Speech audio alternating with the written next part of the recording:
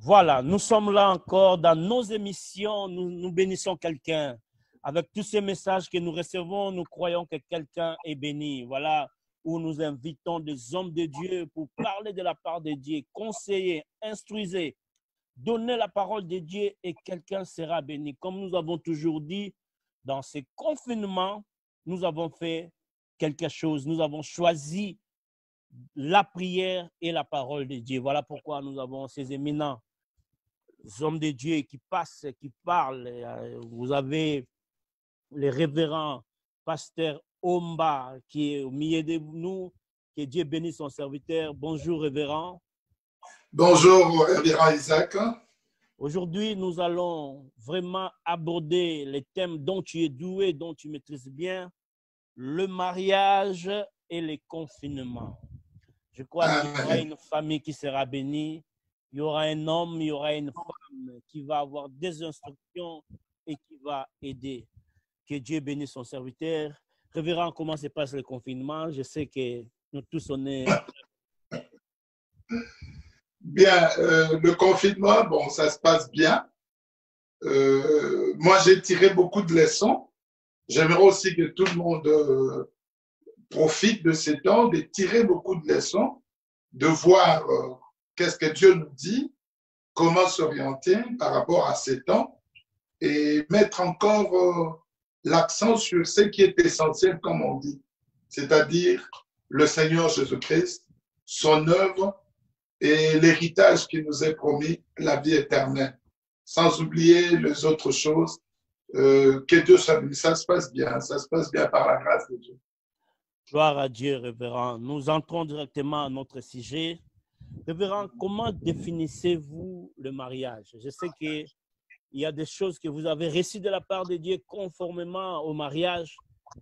Est-ce que nous pouvons avoir une définition nette et claire par rapport au mariage? Merci, que Dieu soit béni. D'une manière simple, simplifiée, pour que tout le monde saisisse, tout le monde comprenne, le mariage, c'est une union entre un homme et une femme que le Seigneur Dieu bénit et Dieu lie. Donc, il y a beaucoup de unions, ce n'est pas le mariage, parce qu'on peut trouver quelqu'un qui est en union libre, qui est en concubinage, ce n'est pas le mariage. Les mariages, c'est quand Dieu vient lier. Donc, un homme et une femme qui sont unis, liés par Dieu. C'est ça la définition que nous comprenons du mariage dans le cadre des Écritures, comme le Seigneur Jésus-Christ le dit, que personne ne puisse rompre ce que Dieu a joint. Donc, en bref, les mariages, c'est l'union d'une femme et d'un homme unis, liés par le Seigneur Jésus-Christ. Donc, ce qui est en dehors de ça, ce n'est pas du mariage. Amen. Merci, révérend. Nous allons continuer dans nos questions. Nous demandons à tous nos frères et sœurs qui nous suivent en cet instant de partager, envoyer quelqu'un, envoyer à une famille pour ces moments, parce que nous voulons nous édifier par la parole de Dieu. Et la famille est très, très importante. Voilà pourquoi nous voulons soutenir une famille en cet instant. Révérend, d'emblée, il y a un taux très élevé de violence conjugale. Je viens de suivre les émissions par rapport, surtout ici en Belgique. Qu'est-ce qui pousse les gens à vivre ces violences très élevées pendant ces temps de confinement? Que Dieu soit béni. Je venais de dire là tout à l'heure que le mariage, c'est l'union d'un homme et d'une femme et Dieu étant au milieu d'eux. Si nous lisons dans les livres d'Ecclésiaste, au chapitre 4, du 9e verset au 12e verset, le Seigneur explique ces choses. Il dit 2 vaut mieux qu'un seul. Alors, on dit la corde à 3 fils. Singa, à 3 fils, ne se rompt pas. Le premier fil, c'est l'homme, que la Bible définit dans le cadre du mariage comme étant le chef de famille, même dans le code de famille, c'est reconnu dans la loi, l'homme étant le chef de famille, le chef de la femme. Le deuxième fil, c'est la femme. Et le troisième fil qui est très important, qui est au milieu, c'est Dieu. Alors d'abord, je prendrai par rapport aux violences, l'absence du Seigneur Jésus-Christ. Quand vous restez les deux fils, l'homme et la femme, alors, et que vous restez tout le temps, vous allez voir que le Dieu qui n'est pas au milieu de vous, le diable commence à vous susciter beaucoup de choses. C'est Dieu qui peut atténuer. Vous voyez, si Dieu est au milieu de vous, Dieu, il est grand, je ne sais pas comment le définir. L'homme qui est ici ne peut pas aller toucher sa femme pour lui faire du mal, parce qu'il y a Dieu qui est au milieu, Dieu qui constitue une barrière, une muraille. Comme on est en train de parler dans ces temps de confinement, il faut que Dieu soit la barrière du mariage, barrière sanitaire du mariage. L'absence de Dieu fait qu'il n'y a pas de barrière dont l'homme peut attaquer la femme peut attaquer l'homme. Ainsi donc, la présence de Dieu, nous parlons simplement, nous utilisons un langage simplifié comme Dieu utilisait le parabole pour que tout le monde comprenne. D'abord, la première de cause, c'est l'absence de Dieu. Quand Dieu n'est pas là, alors on voit maintenant le mal de l'autre.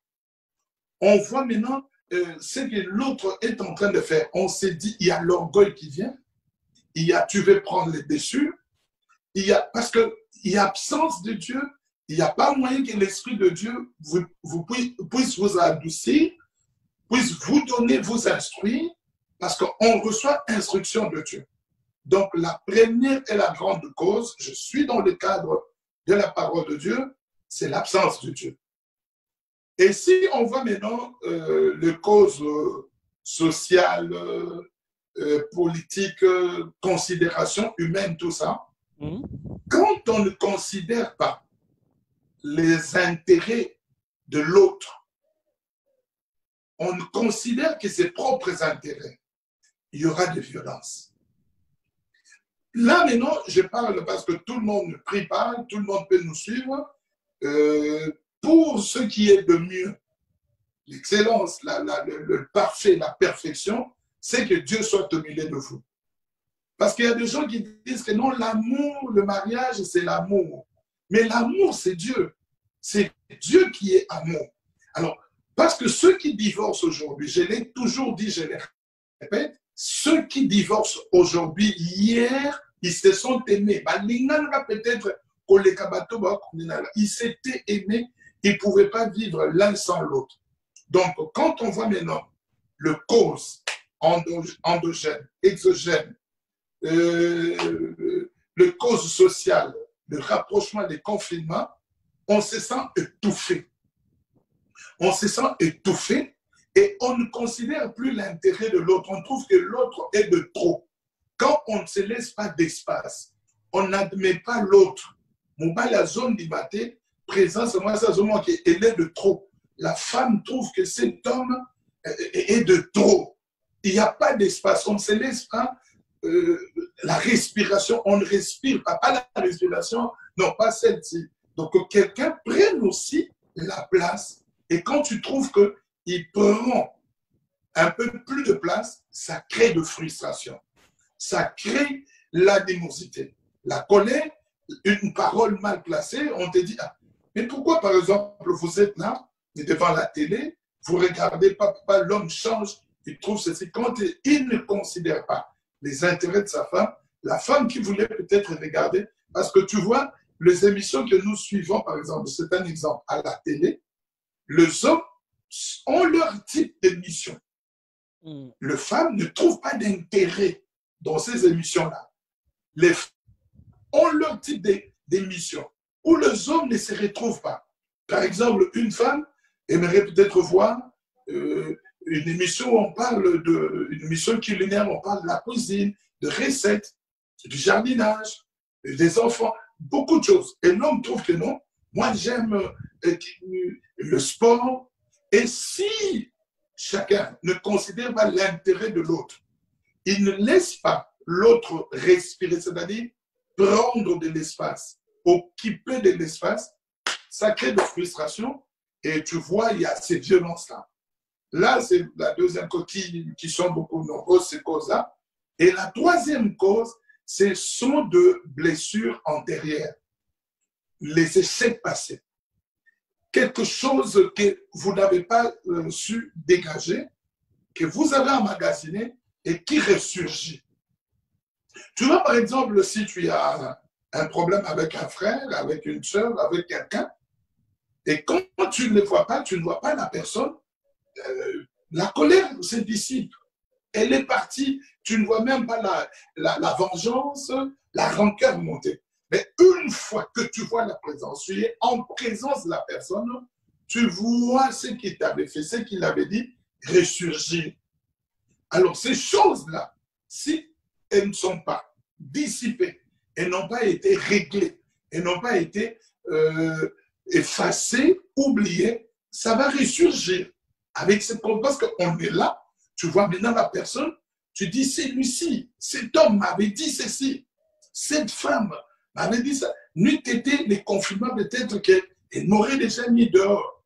Alors toutes ces choses qui ne sont pas évacuées suscitent vraiment un grand nombre de violences. Et la quatrième cause, je ne dis pas que je termine par là, il y a plusieurs causes. La quatrième cause qu'on peut dire, c'est les diables qui n'aiment pas simplement le mariage. L'ennemi qui n'aime pas le mariage, il vient s'aimer la zizanie, il vient s'aimer le désordre, il vous incite. Tu vois, les diables suscitent quelqu'un. Par exemple, David, on a dit, les diables suscita David à faire le recensement. Le diable a suscité Barak à aller pour maudire Balak, les enfants d'Israël.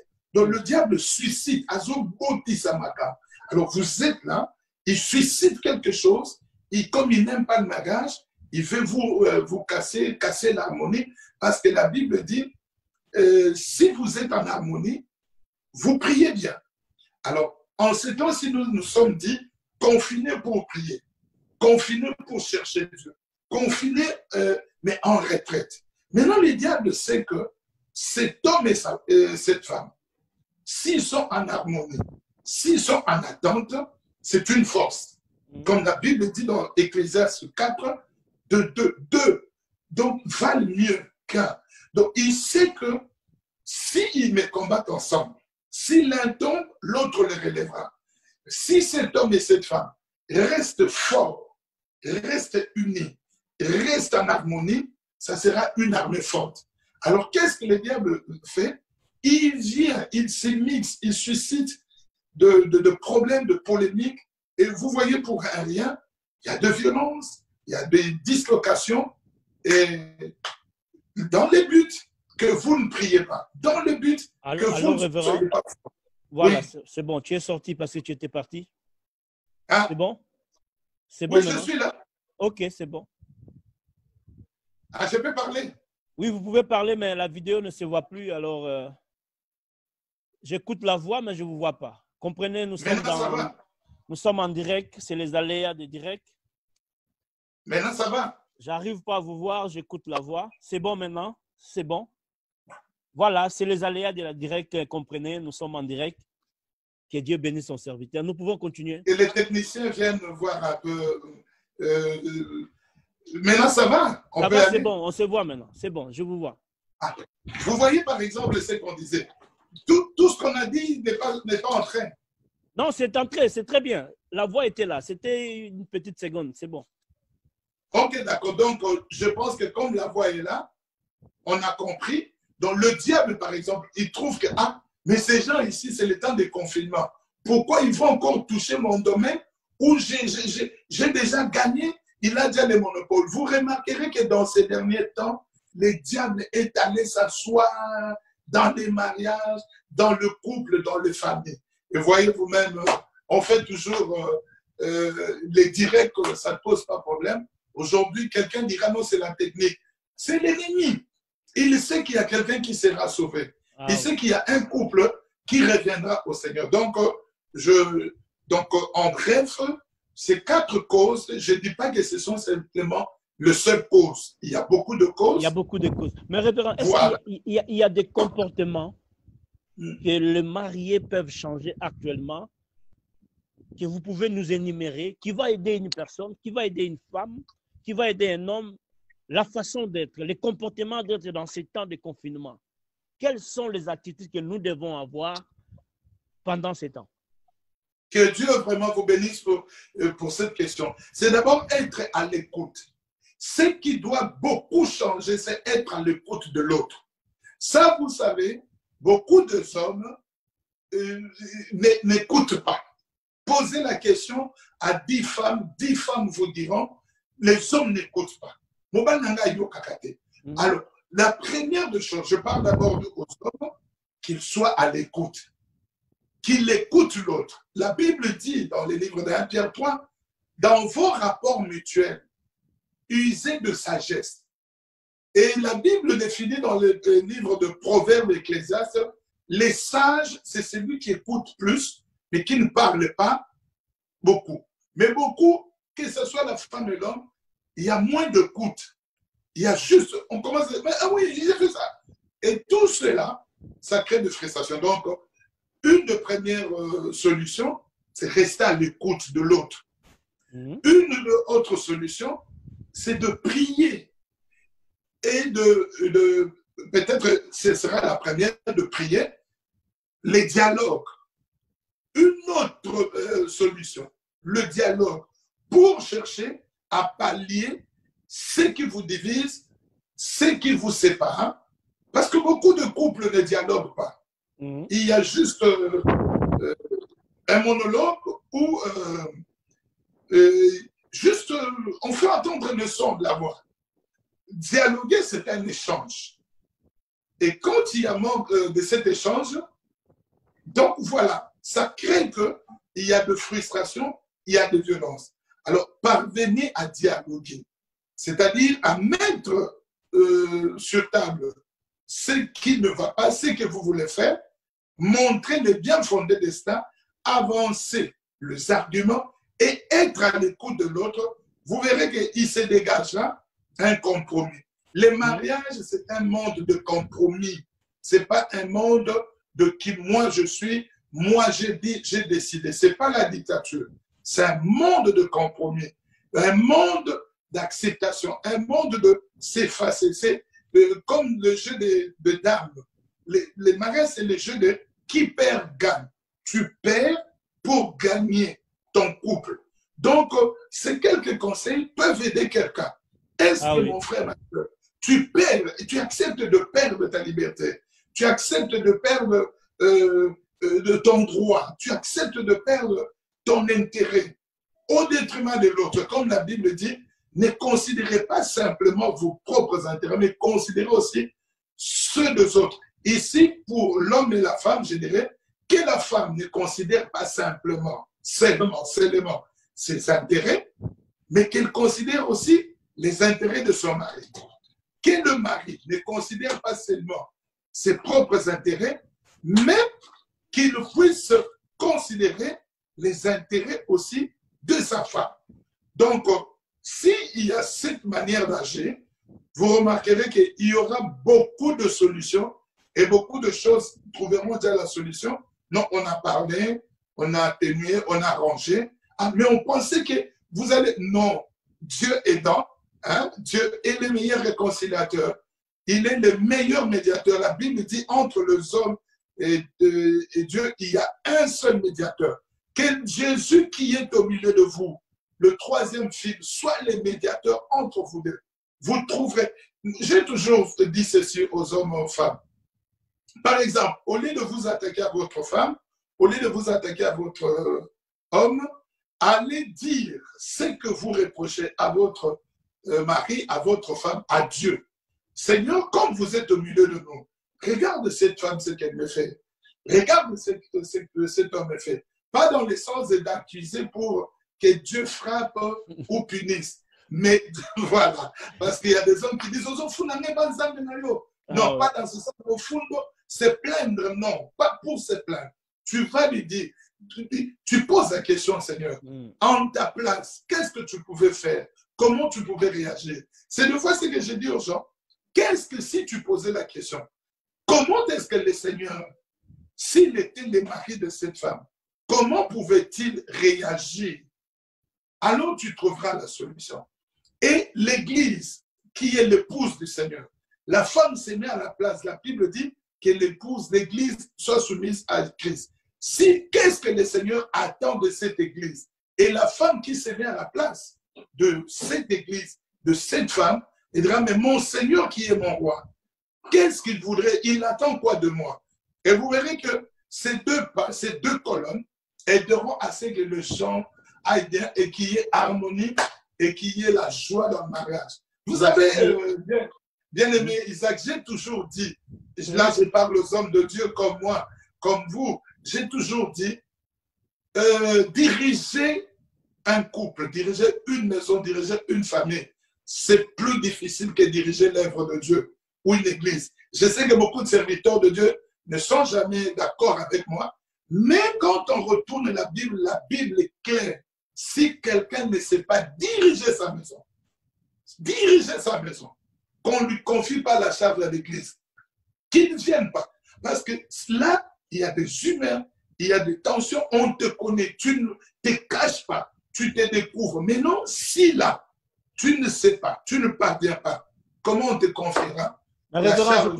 Je crois que c'est un grand débat. C'est un grand débat. Nous allons voir comment revenir à ce débat parce qu'on va nous présenter Paul qui n'était pas marié, mais il a conduit les gens, il a parlé de la part de Dieu. Il y a beaucoup de versets, mais c'est un débat. Mais nous sommes pas. C'était un appel de la part de Dieu. Il avait reçu de grâce un appel particulier et spécial. Merci, révérend. Je crois que c'est un grand débat parce que nous ne voulons pas rentrer dedans. Mais révérend, merci pour tous ces conseils. Je crois qu'il y a quelqu'un qui est béni cet après-midi dans ces directs. Nous avons besoin de ça. Et il y a un taux encore élevé de divorces, révérend. C'est quoi les problèmes? Nous nous retrouvons, les pasteurs, les frères et sœurs, les païens. En général, le taux est élevé. Quels sont les conseils que tu peux nous donner maintenant pour que nous n'arrivions pas à ça? Parce que souvent, on s'est mal marié. Qu'est-ce que nous rencontrons? Les mariages commencent par le physique, la vue. Hein? Tu vois un homme qui t'aborde, toi la jeune femme ou la femme, tu regardes l'homme par sa posture extérieure. C'est un bel homme, il a une belle voix, il est sportif, peut-être tu as vu la voiture, il y a une bonne situation, mais son intérieur, ce qui fait l'homme, Jésus a dit, c'est ce qui sort de l'homme, qui fait l'homme et qui suit l'homme. Peut-être que cette femme, que tu as vu, une très belle femme, c'est une sale femme en réalité, elle sort propre parce qu'elle a l'extérieur, mais à la maison, toi l'homme, tu ne supportes pas la saleté. Donc ce qui fait cela, c'est que d'abord, les gens ont tourné le dos à la parole de Dieu, ont tourné le dos à Dieu, et ils ont fait sortir Dieu de leur union, parce que c'est Dieu qui joint. Mais que personne ne sait pas ce que Dieu a joint. C'est ce que la Bible dit. Que personne donc ne puisse se séparer. C'est que Dieu a joint. Donnez les références, révérend, pour les gens qui nous suivent. Matthieu 19, verset 6. Ok. Matthieu 19, verset 6. Ainsi, ils ne sont plus deux, hein, l'homme et la femme. On commence même, n'avez-vous, à partir du verset 4, n'avez-vous pas lu que le Créateur, au commencement, fit l'homme et la femme, moi Sinamouban, et qu'il dit, c'est pourquoi l'homme quittera son père et sa mère et s'attachera à sa femme. Et les deux deviendront une seule chair. Alors, révérend, la caméra, je ne vous vois plus, la caméra. J'écoute la voix, mais je ne vois pas vous. C'est bon maintenant. Voilà. Oh Seigneur, aujourd'hui nous sommes très combattus.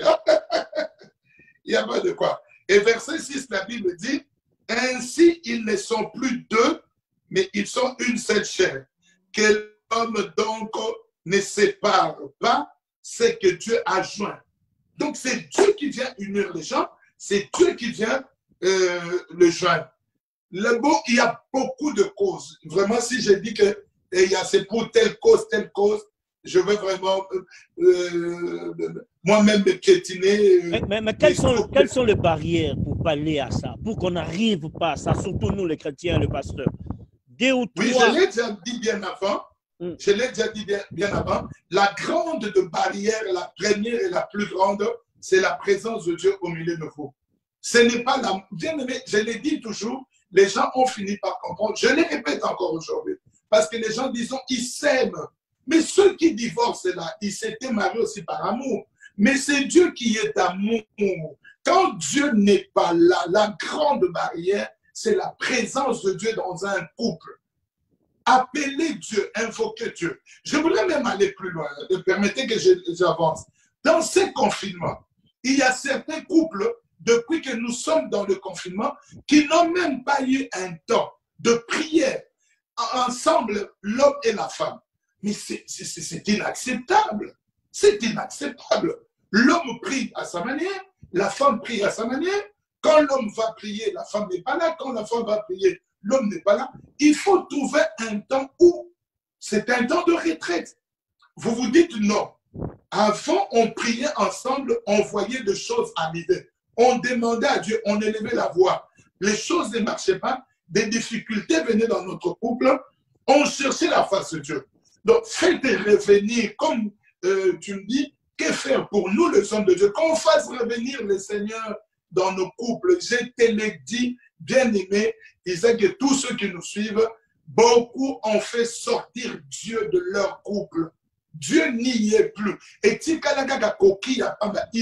parlent, mais Dieu n'est pas là. Ce n'est pas le fait, bien-aimé, de parler de Dieu qui fait de vous homme de Dieu ou femme de Dieu, ou que Dieu est avec vous. Non, beaucoup ont fait ça. Faites revenir Dieu. Je vous le dis, je vous le conseille. Moi-même, j'en ai palpé. Je connais de quoi j'ai dit. Et le Seigneur me l'a révélé. Comme je l'ai toujours dit, Dieu m'a beaucoup enseigné par rapport au mariage. Il a dit, mon absence dans le couple créera toujours le problème. Parce que l'absence de Dieu, c'est la présence du diable. Or, le diable ne vient que pour détruire. Un couple de jeunes hommes qui étaient bien, il va chercher à détruire d'une manière ou d'une autre. Donc, je demanderai aux bien-aimés, aux enfants de Dieu, qu'ils prennent un temps, dans ces temps de confinement. Vous êtes confinés, programmez un jour de jeûne ou de prière. Vous vous dites, bon, nous viendrons, nous chercherons la face de Dieu 2 fois, 3 fois ou 1 fois. 10 minutes, nous prions pour notre couple, pour notre mariage, que Dieu nous aide.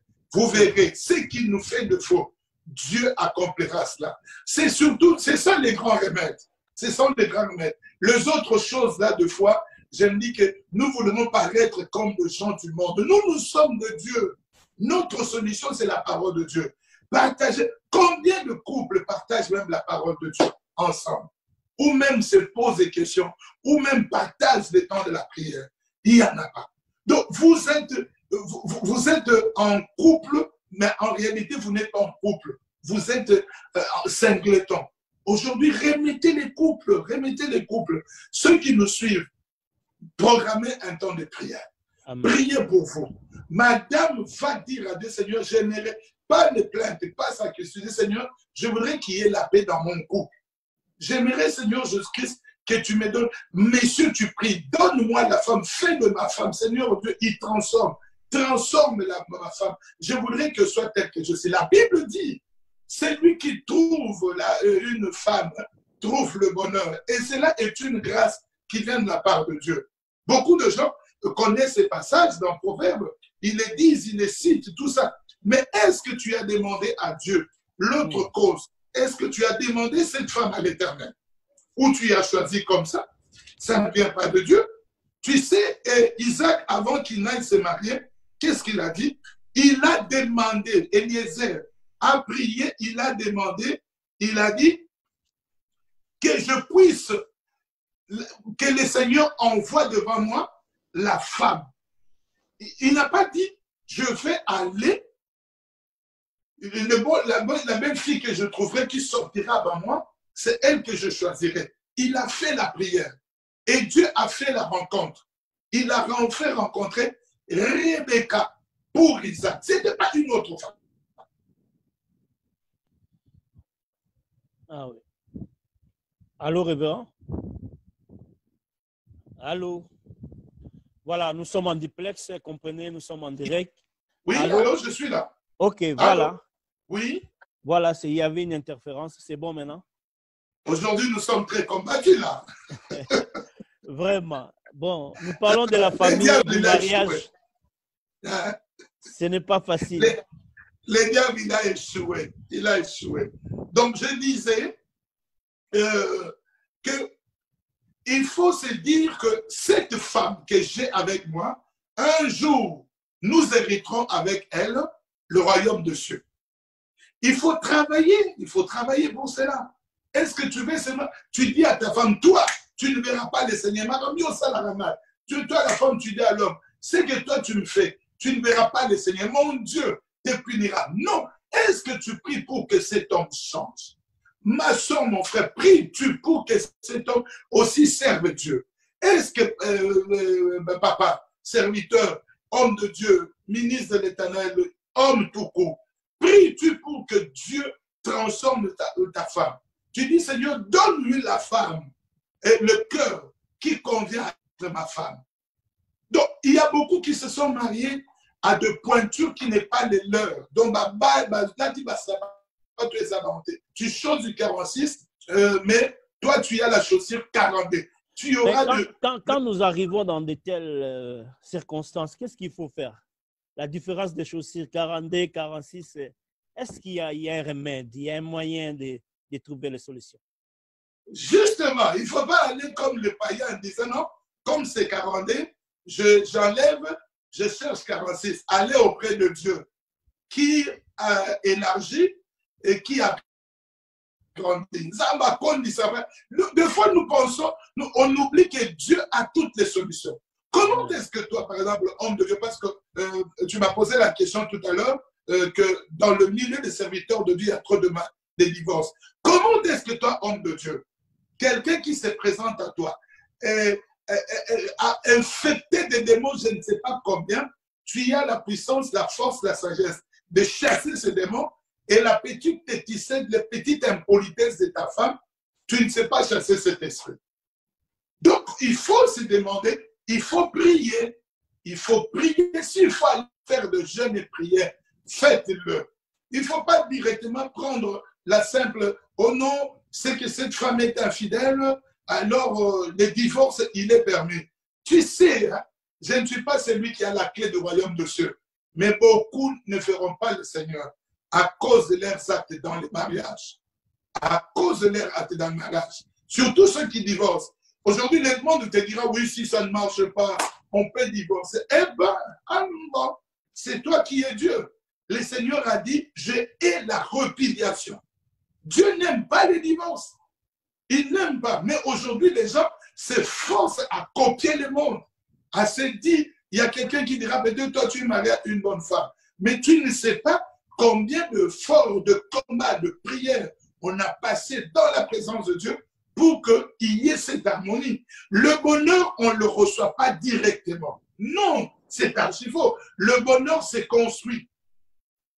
Le bonheur, c'est construit. Voyez les triangles. Donc, ça doit être... Hein, donc, on monte comme ça. Le bonheur, c'est une forme pyramidale. Donc, on est en train de construire. Il y a la base, il y a les côtés. Donc, l'homme, la femme et Dieu qui vous soutient pour qu'on fasse, on atteigne le sommet du bonheur. Le bonheur, ce n'est pas du jour au lendemain. C'est lui qui trouve une femme, trouve le bonheur. Et non. Et puis aussi, que chacun retourne dans son rôle. Et puis, il va jouer à son rôle dans le mariage. La Bible dit, celui qui trouve une femme trouve le bonheur. Est-ce que, madame, tu t'es déjà posé la question, suis-je le bonheur de cet homme? Est-ce que je suis le bonheur dans cette famille ou je suis le malheur? La Bible dit, quand Rebecca a vu Isaac, elle s'est couverte, elle s'est agenouillée, elle a c'est mon Seigneur. Sarah a appelé Abraham son Seigneur. Tu veux seulement qu'on t'appelle Seigneur. Un Seigneur, c'est celui qui apporte la vision, qui montre l'exemple. Et quand il est là, le cœur de sa femme s'est réjoui. Est-ce que quand toi, monsieur, ta femme te voit, son cœur s'est réjoui ou bien son cœur s'est dit, ah, ailleurs, il fallait qu'il la table qu'il revienne quand moi je suis déjà endormi. Ce sont des choses. Voilà pourquoi en ces temps de confinement, on a dit mariage et confinement. C'est un temps de remise en question. C'est un temps où on s'est dit comment est-ce que je conduis mon mariage. Est-ce que je vais lire un passage si vous permettez, tu me permets là. Dans Luc 17. Écoutez ce que la Bible nous dit. Vraiment, c'est terrible. Luc 17 à partir du verset 26. Bon, je lis directement 34 pour... Je vous le dis en cette nuit-là, de deux personnes qui seront dans un même lit, l'une sera prise et l'autre sera laissée. Le Seigneur parle le jour de son avènement. Le jour, quand Jésus, vous êtes dans un même lit, mari et femme, on dit, est-ce que toi, tu penses que tu partiras avec le comportement que tu as? Arrange ton comportement. Arrange. Aujourd'hui, Père, cherche à Père. Tu t'humilies. Jésus même, lui-même, qui était le mari et le Dieu par excellence, il s'est humilié. Il est venu nous chercher. La Bible dit dans Ephésiens 5, il a purifié l'Église. Il l'a lavé. Pour faire paraître devant lui cette Église glorieuse et sans tache et rien de semblable ou d'irrépréhensible. Est-ce que l'homme et la femme, vous travaillez pour l'après ce monde? Qu'on voit un jour le Seigneur. Il faut comprendre. La Bible dit, Paul dit que ceux qui sont mariés ne se considèrent même comme pas mariés. Que tu te dises que j'aide mon épouse à voir le Seigneur, que j'aide mon mari à voir le Seigneur. Voilà pourquoi ceux qui se sont bien mariés sont devenus des adorateurs. Mais ceux qui se sont mal mariés sont devenus des intercesseurs. Je crois qu'il y a beaucoup à dire. Merci pour tous ces conseils profonds. Que Dieu vous bénisse. C'était formidable. Et je crois que nous avons aidé une personne. Nous avons aidé une femme, nous avons aidé un homme, nous avons aidé cette famille. Merci encore. Je crois que nous allons revenir parce que les questions ne sont pas finies. On devait parler sur la polygamie, mais nous reviendrons. Ça sera une bonne chose. Je suis béni de t'écouter encore. Ça m'a vraiment fait que Dieu soit béni. Une prière pour tous ces gens, pour tous ces couples, pour tous les gens qui nous regardent, les mariés, les non-mariés. Un mot de la part du Seigneur. Seigneur Jésus, je viens te présenter tous ceux qui nous ont suivis, les mariés comme les non-mariés, ceux qui sont en naissance de divorce, ceux qui en avaient déjà marre de divorce, que tu mettes encore de la saveur, que tu pimentes encore leur union, qu'ils reprennent encore force et courage et qui continuent car ils ne sont pas encore arrivés à leur terme. Que ceux qui étaient en naissance de divorcer, oh, je chasse cet esprit de divorce au nom de Jésus-Christ. Ceux qui ont soif de se marier, qui sont en âge de se marier, Seigneur, bénis-les qui trouvent un homme, une femme, avant que tu nous prennes pour aller avec toi dans la félicité céleste. Qu'il y ait la paix dans ton couple, qu'il y ait la bénédiction. Là, il y avait la maladie, que le Seigneur enlève la maladie, qu'il bénisse. Là, il y avait le problème financier, que Dieu vous bénisse. Oh, le Dieu qui bénit. Tous ceux qui vous empêchent de vous unir, je chasse cela, ces esprits-là, et vous unis. Oh, le Dieu qui est amour, qu'il soit au milieu de vous, qu'il bénisse les familles, qu'il bénisse les couples par Jésus-Christ. Amen. Amen. Que Dieu vous bénisse. Merci, révérend. En tout cas, droit au cœur et à la prochaine. Amen.